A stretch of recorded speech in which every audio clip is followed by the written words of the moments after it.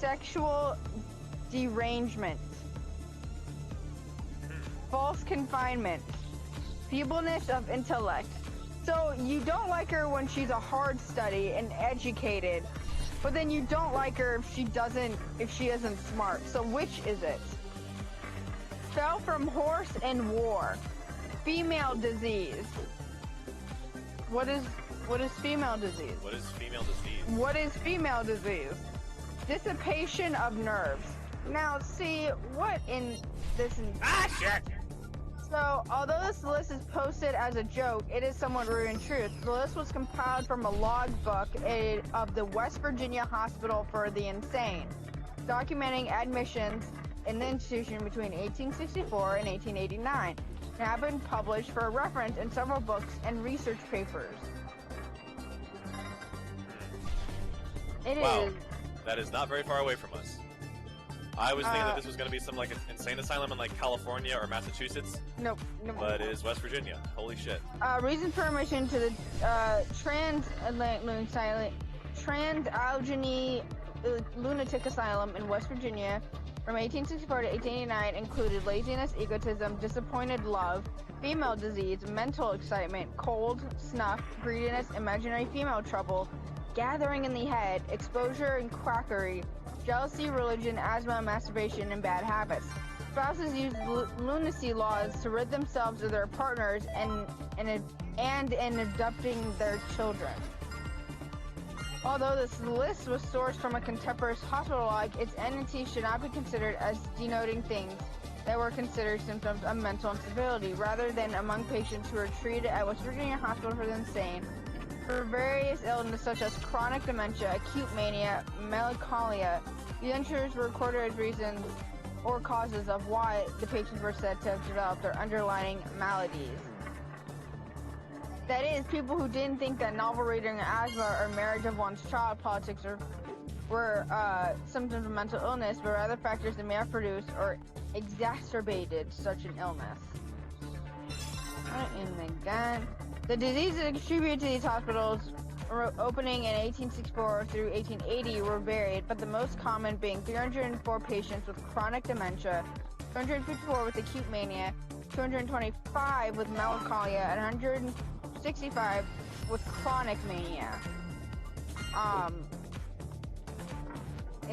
confused why they needed these lunacy laws to get rid of their partners, because I thought, like, was there a rise in like Catholicism and like no like a taboo to break away from marriage? Because like divorce, right? And wasn't America founded on Protestantism a lot of the time in the 1600s?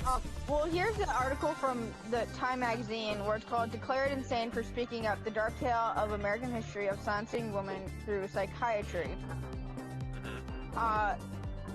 On a hot summer's night in June 1860, the heavy door of a sane asylum was shut behind Elizabeth Packard, and she felt all hope desert her. Because she was not mad, she was merely independent. Yet according to the 19th century psychiatry, female independence was madness. Elizabeth, a housewife and mother of 6, had simply stood up to her domineering husband, as she recorded in defense of her sanity that she had wrote in the asylum. She insisted, "I, though a woman, have just had a good right to my opinion as my husband is to his." But assertive women in those days were swiftly dispatched to asylums, institutionalized for causing the great annoyances to the family and for defying all domestic control. No wonder Elizabeth had found herself on the wrong side of a locked war door in Jacksonville Insane Asylum in Illinois. The received medical wisdom of the age of that was that assertive, ambitious women were unnatural and therefore sick. For centuries, women's natures had been thought inextricably linked to their reproductive organs, and over time, the supposedly scientific fact had evolved into the belief that it was natural for women to be fulfilled solely by being wives and mothers. When, in the 19th century, biological-based gender roles came to the forefront, work and intellect for men, home and women for children, it was one small step for doctors to declare that any woman who rejected her submissive domestic role was medically impaired. Said one doctor after visiting a girls' school in 1858, "You seem to be training your girls for the lunatic asylum." Women who studied or read or simply had mind of their own and a determination to use them were demonstrating insights in hold on. All right. What website are you reading this off of, by the way? This is a Time magazine article. Okay, shout out to Time magazine. I guess. It is called "Declared Insane for Speaking Up: The Dark American History of Silencing Women Through Patriarchy." I do apologize for stutters and like repetitions. I mean, you're not even stuttering. You're full on like dyslexic sometimes. Well, I could not hear for a year of my life because I have some issues with my tonsils and adenoids, and that resulted in me like having issues with speech. Oh, I got that checkpoint somehow. That makes no sense, but I'll go with it. So if I have a bit of issues, Ow! Ah, shit! So also, no hate to dyslexics. Dyslexia is a hard thing, and you can't control it. I God probably do have dyslexia. I just also have stuttering. I don't know because like I also have stuttering issues, and it comes apart when I'm reading things that I'm passionate about, or that I'm like trying to pronounce words that I've never seen, and it just like flares up.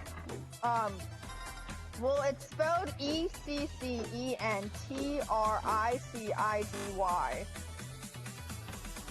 So you get that, viewers? Leave a comment down below if you got that. So it's like eccentricity of conduct. We're demonstrating eccentricity of conduct, which meant that they were morally insane. A diagnosis invented by James Cowles Pritchard in 1835. They were to be locked away until they conformed to the more natural feminine behavior. And it was easy for the men in their lives to do it. When Elizabeth's husband looked into the matter, he found that he could arrange his wife's committal simply by the request of husband, and specifically without evidence without evidence of insanity required in other cases. As Elizabeth Pritchard put it, "My husband placed me in the asylum fully determined I should have a thorough dressing down or breaking in before he should take me out." As Elizabeth assessed her situation, she saw starkly in the future that awaited if she refused to submit. Many of her fellow patients were also sane, but had been in the asylum for years. One guilty of extreme jealousy was midway through a 16-year incarceration. Elizabeth's compatriots have been committed for reading novels, for hard study, for insane behavior during the change of life. A woman's menstrual cycle alone could see her committed. Suffering from uterine derangement, a period-related madness was so commonplace that doctors encouraged mothers to delay the onset of their daughters' menses by making them take cold baths and abstain from meat and novels. So many women were committed alongside Elizabeth that the hospital was overcrowded, with 231 patients squeezed into its 8 wards, and another 240 patients on the waiting list. Luckily, chloroform and ether were particularly effective on boisterous women, and therefore used to quiet them, in doctors' words, not only temporarily but permanently. Many asylum superintendents thought restraints such as straitjackets rarely necessary among males. Yet it was standard for disobedient women to be constrained. As if drugs and straitjackets didn't work, there was always surgery. Contemporary medical notes reveal that a 20-year-old woman who had spent much time in serious reading and a 30-year-old wife who dared express great distaste for her husband were among the first to be subjected to the latest treatment to cure female insanity, a clitorotomy. Damn. A theory that ran that woman's sexual organs caused her madness, so cutting off her clitoris would calm her. Well, I mean, did they learn their lesson? Because that is literally not how that works at all. I feel like you would get an angrier woman. Doctors claimed a 70% success rate. It's like it's female castration, and like oh my god. Other treatments of the air included removal of the ovaries. So then how are you supposed to get them to have children? How? What? That's interesting. They're what?